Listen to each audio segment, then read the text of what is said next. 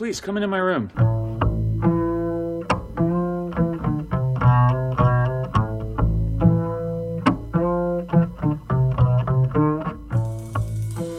What's up? Back in the MUSTSH Room. I'm your host, David Ben. Thank you for joining. On this episode, my good friend Sean joins us. He's a yoga instructor, a breathing expert. He is familiar with holotropic breathing, which is awesome. We also are joined by wifey Jill, who educates us on the chicken of the woods mushroom, not to be confused with fried chicken mushroom, which tastes like radishes. Disgusting. Want to give a shout out to our one and only sponsor, MUSTASHbrands.com. That's spelled MUSTASH. Visit us online at MUSTASHroom.com or at MUSTASH Room on social media. Love you guys. You're going to love this episode. Here you go. I've been thinking about this, and I'm excited to have this conversation with you. And it's really cool because I spend all my time talking about yoga, movement, massage, and so when somebody's interested and they want to know about it, that's all I could want. Yeah, no teacher wants to talk to an audience on their phones, right? Yeah, yeah, exactly. And we've had to do some of that lately, but it's take what we can get. The pandemic has made it a challenge for sure. Education, but no, I'm glad you're here. We know each other from jujitsu, but you're also a yoga instructor. I know you do massage.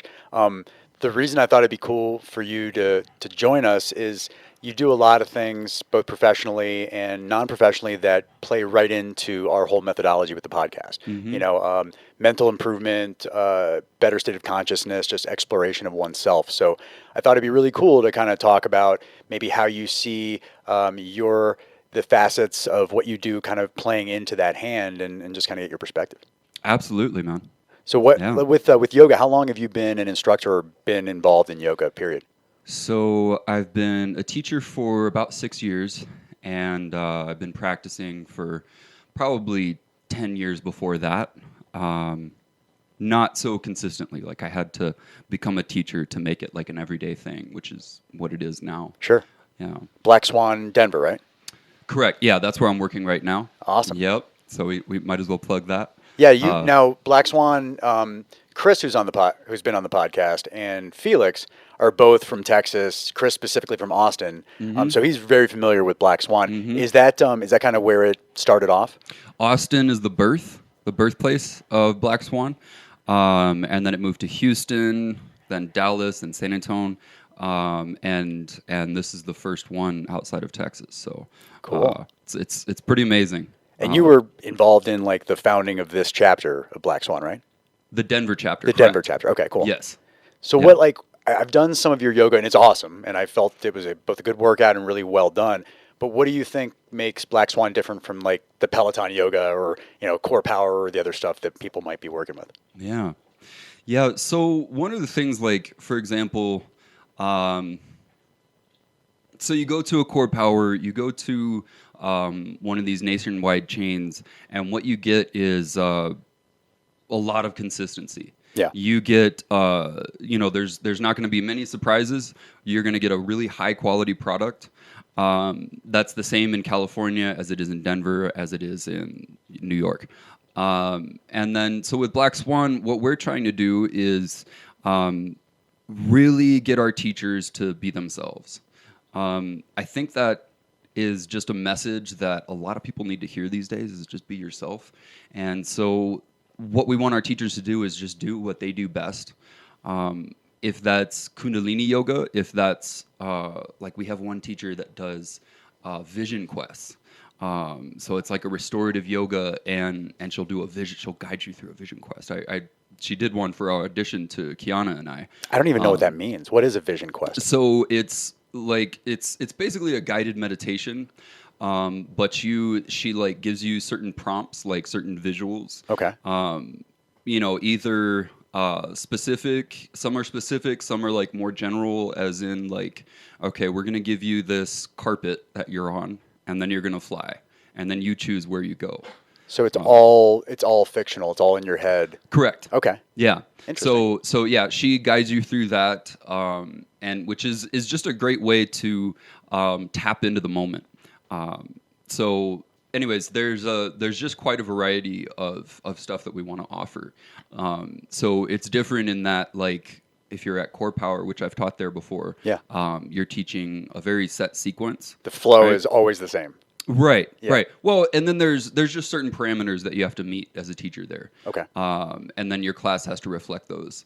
But with Black Swan, we're just like, play what music you want, play or do, if you want to do some jumping jacks, I don't know, whatever makes you unique as a person. Whatever you have to offer that nobody else does. That's what we want to see. And my personal feeling with that is I don't just want to tell people, be yourself, do your own best thing. That's easier said than done. Yeah. Yeah. And I'm just trying to do that on my own.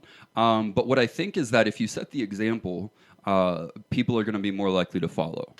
You know, I think that's the best way to teach, especially these kind of untangible things. You know, what does it mean to be yourself?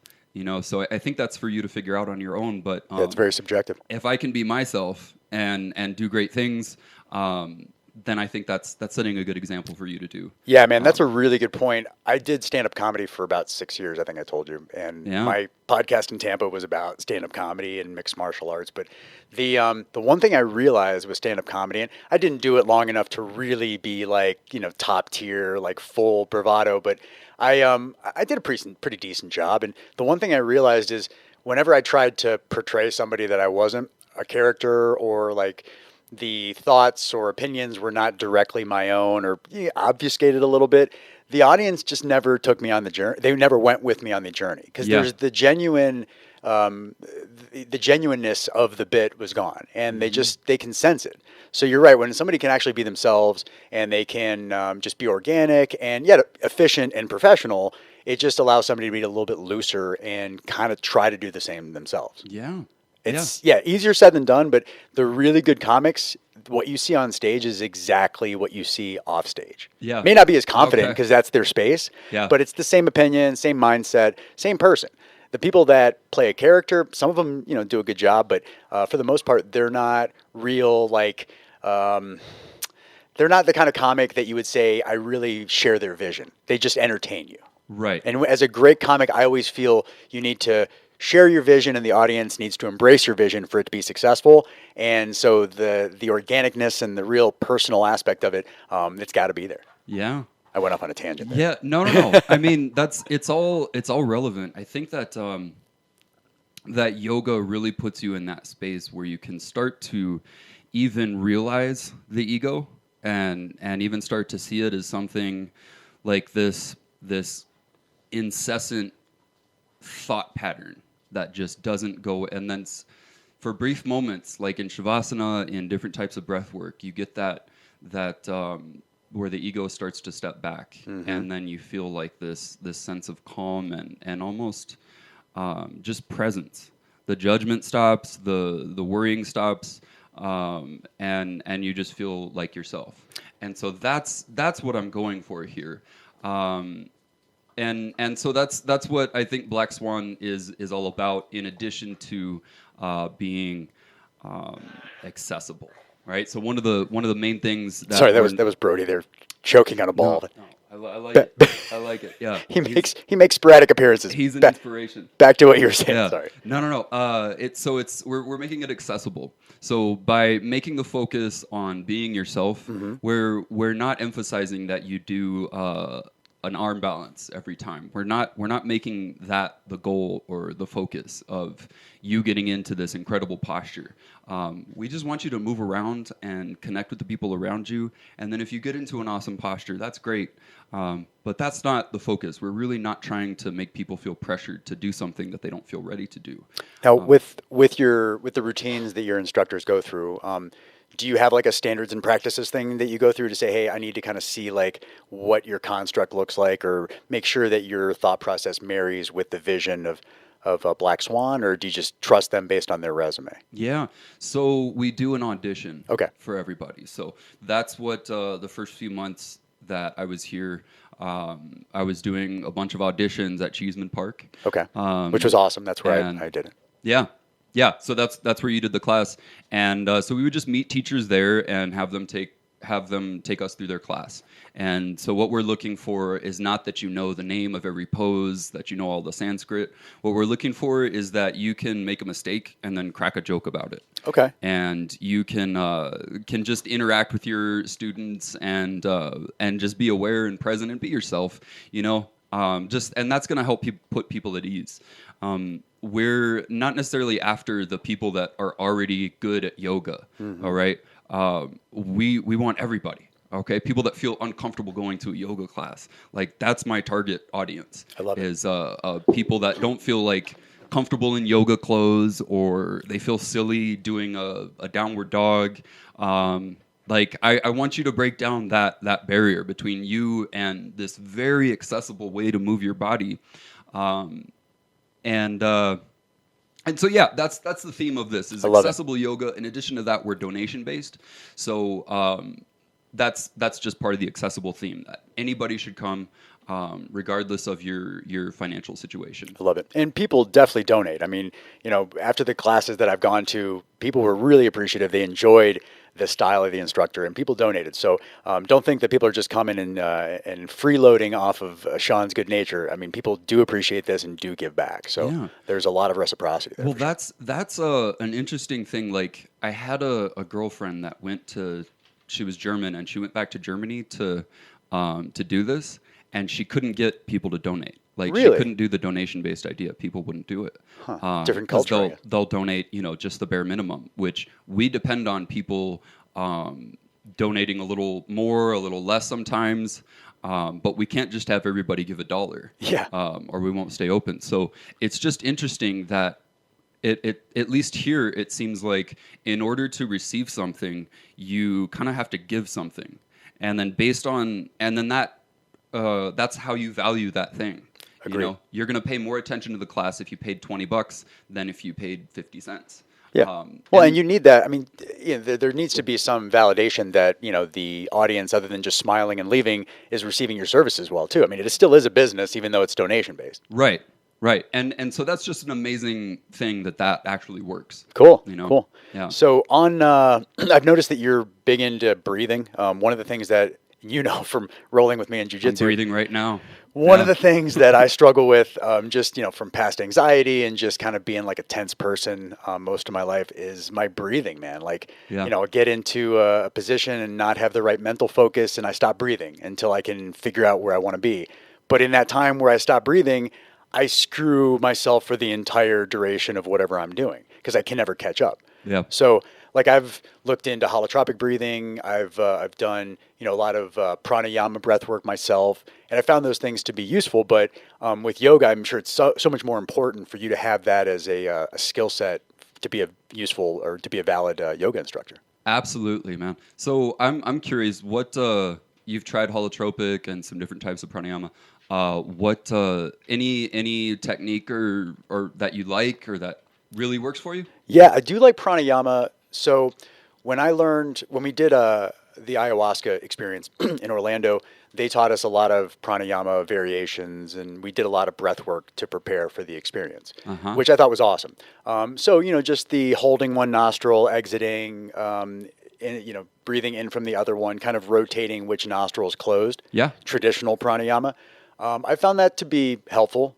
It's not comprehensive, you know, it's just a basic skill to kind of, you know, soften my mood a little bit. Sure. But I haven't really done any holotropic. I've done more research and kind of heard from other people. Yeah. I haven't delved into it myself, but I've heard it's both intense and can incite the same type of experience that you can get on like normal entheogens. Yes. Have you done it? I have. Ooh.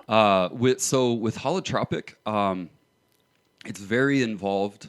It's very energy intense. So you're in this room with cushions and you're in a very comfortable, like all padded up and on bolsters and stuff and blankets. And then there was a lot of preamble, like the lady that taught us was, you know, just talking about how amazing the experience is. So there's a lot of build up, and then you're like, okay, this sounds awesome. Yeah. So you get to it, and they turn on this music where it's like tribal percussion, just loud drums. And you start breathing fully in and fully out. Okay. And fully in And so it's a very, very full, complete breath cycle. And you're just trying to get yourself to a mental space of, so you might compare it to the Wim Hof where you're hyperventilating. And that's what I've heard. I've heard there's like it's not constricted blood flow, but like redirected or consolidated blood flow, which makes your brain kind of think that the serotonin goes crazy. So try to ask one of these instructors the science behind it. Okay. And I don't think there's a lot. I think it's anecdotal experiences. And so everybody in that room had, some sort of experience. I didn't have a particularly psychedelic experience. However, I felt euphoric afterwards. I felt very energized and at that same time relaxed.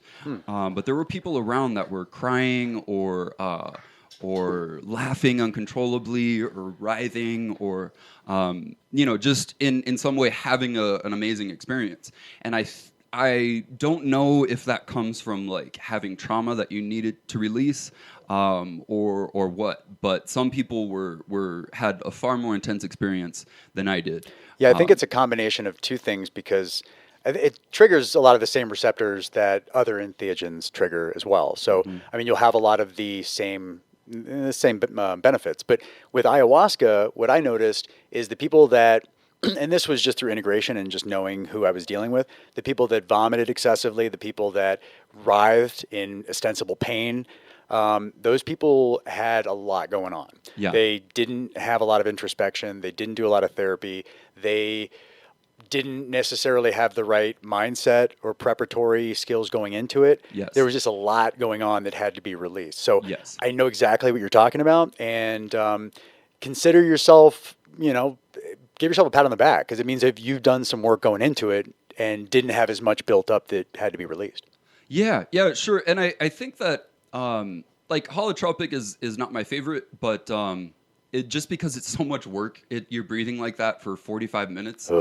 And so it's a lot of work to get. So, I mean, I prefer other types of breath work. I prefer Wim Hof technique. What is that? I know Wim Hof from Joe Rogan and, his ascents of Mount Everest in his shorts or whatever. Yeah, right. And in record time. He did that. Oh, he's a madman. So, and he's really good at just getting his message out there. He's just like, I met him. He came to On It, which is in Austin. Who owns Black Swan. And he taught us all his technique, and the warm up and then the actual technique. And then we jumped in Aubrey's pool, which was filled with ice. So we got the full experience. Like I was, because I had been following him for a while before that. And I was like, oh shit, yeah, I get to meet Wim Hof. But the way it works is you have to be relaxed. You want your heart rate to be down before you start the technique. Okay. So you don't want to just come off a run and then start that. I say this as I do it at the end of my workouts. So it's, but ideally you're doing it before your workout. There's a recipe if you want to follow the recipe. Okay. But it's still impactful whenever you do it. Okay. But yeah, you want to be relaxed to get the most bang for your buck. So like lately I've been doing it in the morning, but sometimes I'll do it after my workout. But anyways, you do 2 to 3 minutes of hyperventilating. So that means you're inhaling as much as you can. And he's got a specific way to do that. Okay. And then you're exhaling about half the breath. So 100% inhale, and you're just releasing on the exhale. And what that does is flood your bloodstream with oxygen so that it's increasing from, I think at default, at just baseline is around 94, 96% saturation. So you're bringing it up to 99. So you're blood doping, essentially. Yes, exactly. Wow. It's a performance-enhancing drug. Shout out to Lance Armstrong. And then you see like different athletes that are using this too because there's those benefits. What's really interesting about the Wim Hof technique is, so I'll finish up with the steps to it. So you do 2 to 3 minutes of that, and then you hold your breath. And because of that buildup of oxygen, you are able to hold your breath for quite a while longer. Okay, so with some practice, it's 2-3 minute breath hold. Okay. And you feel it's surprisingly calm and at ease during that hold, surprisingly present, where your ego starts to go away and you just become more aware. Beautiful. Very similar to psychedelics. Yeah. And that's my aunt. My aunt is she's a non-traditional healing professional, has been doing it forever, super, super knowledgeable about the space. And she did a lot of holotropic breathing. Yeah. And she said she had mystical experiences. So Yeah. I believe it, man. Yeah, that's legit. Yeah. I think it's real. And I think that, the best truth that, objectively we can all agree on is like science. And then the gold standard to that is, the double blind study or whatever. But that's not available on so much of this stuff. But what Wim has done is like gotten scientists and scholars to measure his hormone levels and all his vital signs while he's doing this, so he can actually get some concrete evidence. I love it. So you do that breath hold after 2-3 minutes of hyperventilating, and then you take a giant breath in, and at that point, after you've held your breath for so long, you are ready to receive oxygen. So you get like a nice big hit of oxygen, and you hold that and you squeeze and you isometrically contract every muscle in your body. So it's really intense. Wow. But then you get this experience of kind of leaving your body. You might pass out, you might forget where you are. It's fairly similar to a DMT trip where you experience just a wave of emotion and sensation all at once. So it's kind of like you have some bad stuff, some good stuff, but they all balance together to make you just serene. So like DMT, is it a short-lived experience? DMT is short, but yeah. What about the holotropic effects? With the Wim Hof effects, it's very short. Okay. Yeah. So maybe like 10-30 seconds of just bliss, or just some kind of emotional release. But gosh, okay. What I meant to say. So during that breath hold, well, you're chill, right? And you can do more push-ups than you can normally. Really? Yes. Well, the blood doping, man. I mean, it's supposed to be a performance enhancer. Yeah. Yeah. But like, makes sense. I don't know, like you hear that and you don't really believe it until you see it or do it. Yeah. And I did it and I was like, wow, I can just push, while you're holding your breath, which is, one of the gimmicks that he does to like show this technique is awesome. Yeah. Yeah. Well, I think just being able to completely manage and create the experience without anything else other than just some breath work. Yeah. That to me is the most novel aspect of that type of experience. I mean, you're not taking anything, you're not consuming anything other than just air and body contraction. That's crazy. So one thing I like to say to my students about the breath is no matter what, so you might injure your shoulder and you can't do jujitsu. You might break whatever and you have to stop, but you can always breathe. There's never a time when you can't breathe until you're dead. And at that point, it doesn't matter. So, good point. Yeah. So this is an accessible tool to everybody. Another thing is think about how much focus people spend on their diet or exercise. Yeah. And so you eat a few times a day, and you plan that out, and you know that if you eat, I'll call whole foods, all right? Whatever, I know people are on a lot of different diets, but if you eat what you consider to be a healthy diet, you're going to feel results from that. You're going to feel better, more energy, whatever it is. Sure. And then same thing, if you're drinking enough water, if you're doing your workouts, you're feeling better. These are far less direct, I believe, than the breath, which you are doing every single second, right? So by modifying the breath, the cumulative impact throughout a day, throughout weeks is just it's a far more direct approach to healing, to medicine. So I think it's the most accessible form of medicine that we have. And you're just taking something that you already do and tweaking it and making better use of it. Yeah, I love it. Yeah, I love it, man. And the holotropic breathing, I don't know. Would you say Wim Hof is like the expert on breath work? Like if people really wanted to get more insight into the benefits of holotropic or just breath work in general, would that be a good place to start? So I would call Wim Hof more of a cheerleader for breath work. Okay, all right. He's not so articulate with the science. Gotcha. When you listen to him, yes, I encourage you to listen to him if you're trying to get into this. Okay. Because he's going to tell you a bunch of stuff that'll inspire you, and he's so magnetic with his personality that you're like, this guy, he's a little crazy, but he's doing stuff that works. And if you look at his story and like his past about like the things he had to overcome and how he used breath work to do that, it's just amazing. So if you're looking for information though on breath work, if you're looking for more science, I would recommend 2 books. One is called Breathe, all right?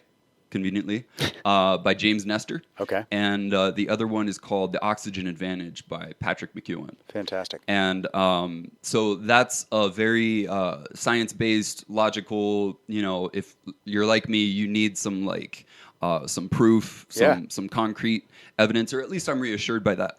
Then those are a couple of books to get you started. Awesome, man. Really accessible. You don't need a science background or anything. I love it. So, I personally, if I can kind of get to the same place with mushrooms or with other things, for me, like the breath work just seems, I'm intimidated by it, right? So I haven't really delved into that level of breath work, but at some point I want to get there. So hopefully I'll have some experiences in the near future that I can report back to the audience about. Okay. But not there yet. If you wanted to do it right now, I could guide you through a Wim Hof. Not on the podcast, because I try to keep these to half an hour, 45 minutes if I can. But cool. Absolutely, and I'll do an integration testimonial to talk about how the experience went. I'm happy to guide you through it anytime. I love it, man. I love it. Oh, yeah. Sounds like a good time to interrupt and provide you with a health segment from Wifey Jill. Here we go. Hello. Jill, thanks for being here. What are you going to educate us on this week? Well, I believe last week we talked about hen of the woods. Is that correct? The maitake. So we are going to pivot and talk about the good old chicken of the woods. Everybody likes chicken.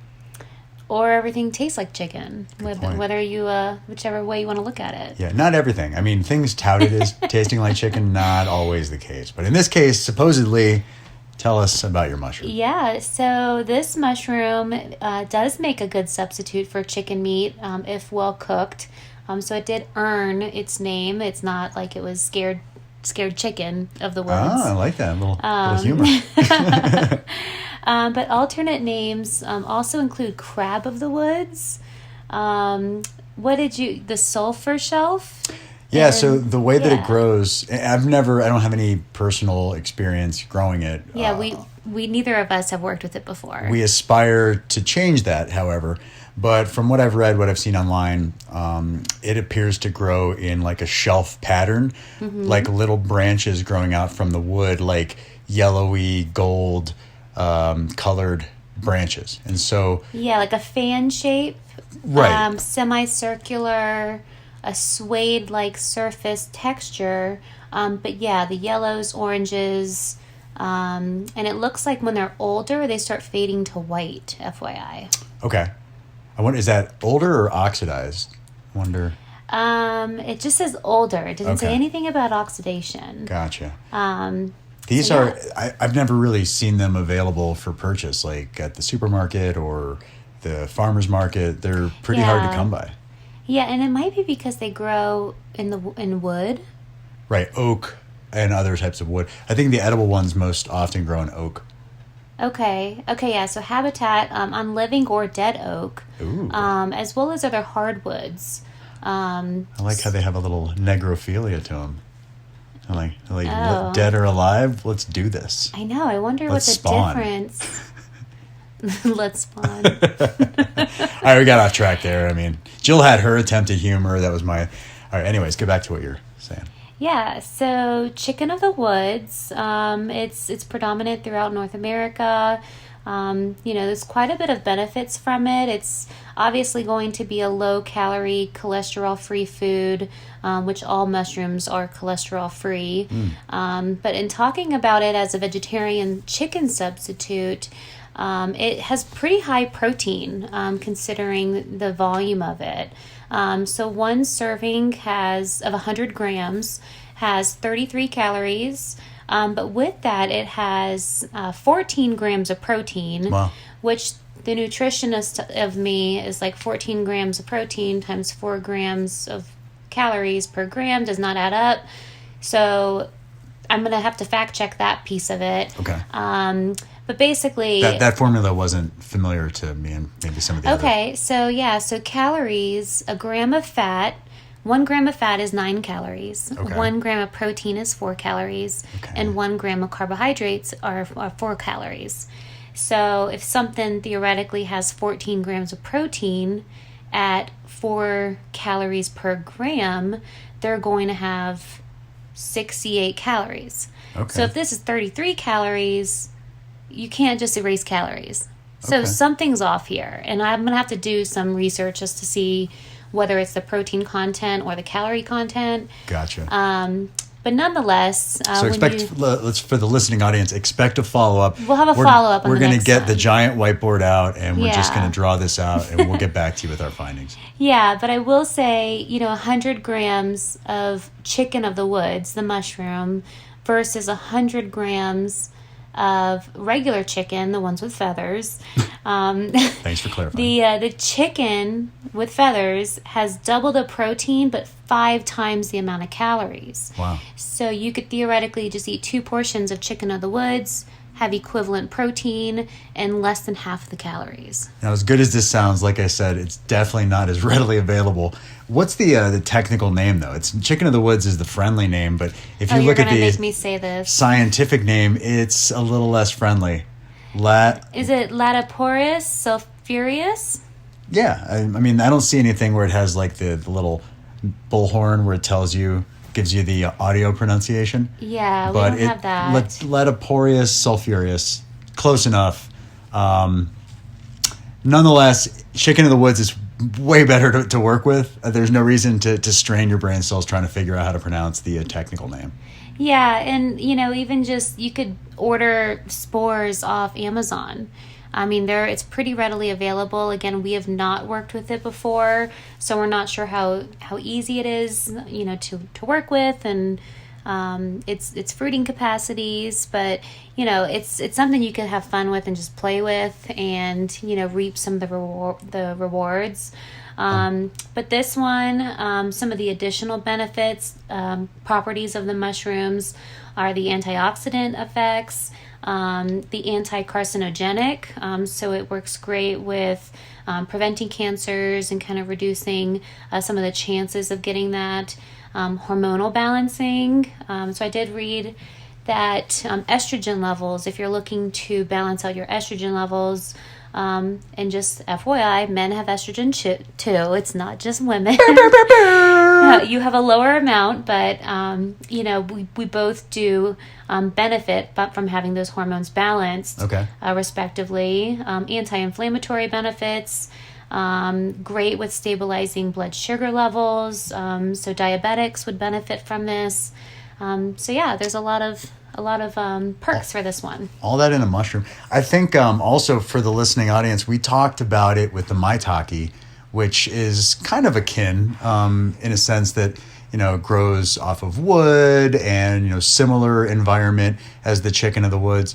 It has very similar cultivating techniques. So, for example, when I read about how to cultivate the chicken of the woods, or Latoporus sulphureus, if I want to get fancy, you basically take a piece of oak, preferably oak. Some of the other types of wood, they say, produces some ill effects for your stomach, can make you a little bit queasy. So if you stick with oak, it's a more proven way to get edible, non-toxic mushrooms. So you take the oak, you take plugs, these little wood plugs that are soaked with, I believe it is the Latoporus sulphureus spawn, liquid culture, or potentially, I'm not exactly sure, but you take these and you stick them inside the wood. So you drill holes. They look like Tylenol capsules, right? There you go. If you're thinking of a size, they look like capsule that you would take a vitamin or something. So they're about that size that you then plug. You drill a hole.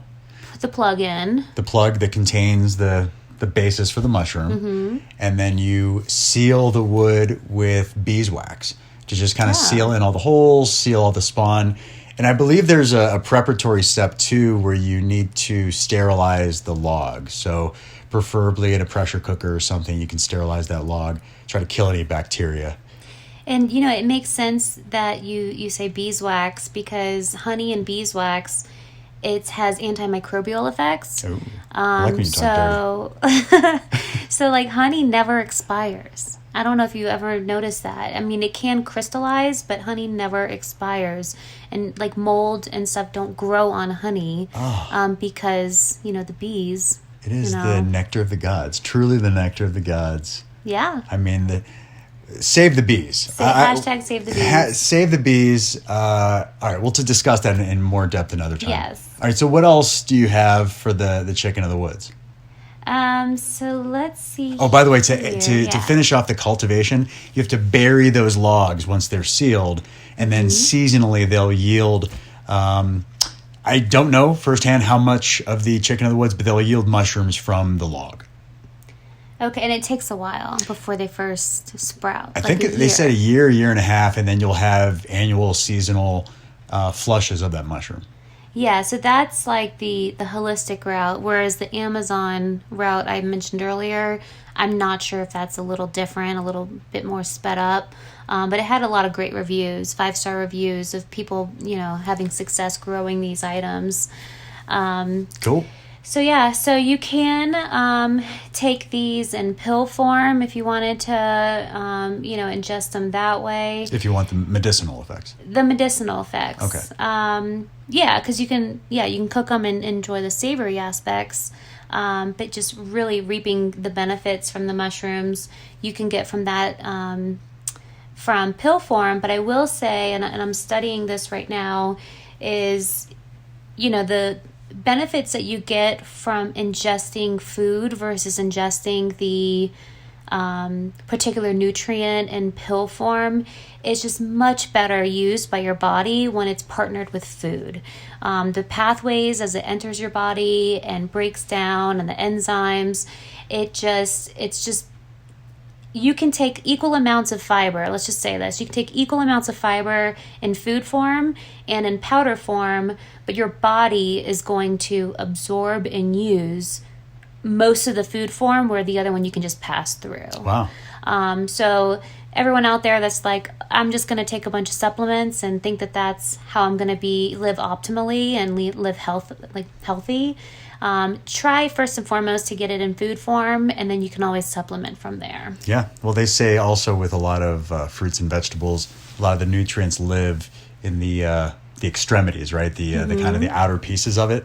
So especially if something tastes like chicken, why wouldn't you want to devour every aspect of it? It's just if it's readily available, right. I suppose. I guess like reishi, that one is more often found in some sort of extract or ground form. Oh, because that one's hard.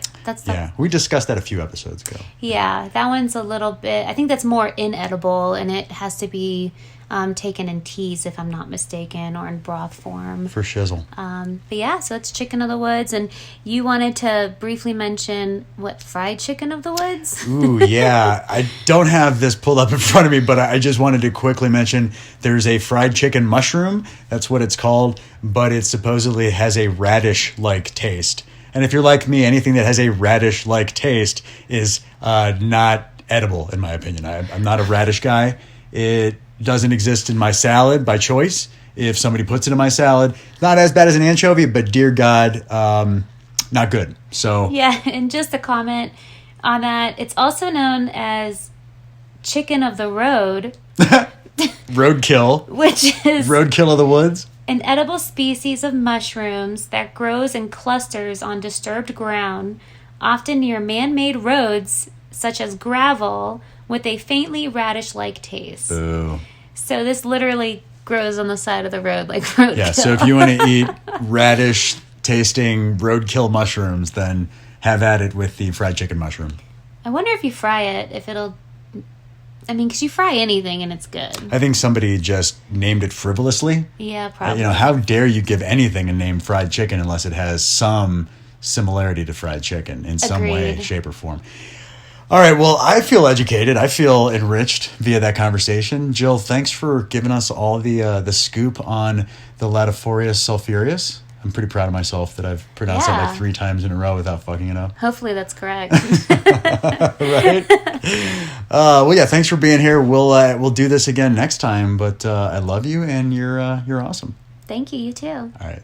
Bye. Bye. I did want to provide we do a lot of mycology stuff on here where we talk about mushroom cultivation. Yeah. And I wanted to give the listening audience an update on one of the experiments I was trying. So penis envy, which I told you about, I love the fact that that's like the most potent strain of mushroom that I've come across. Penis envy is supposedly like 3 to 5 times more potent than the normal strains of psilocybin.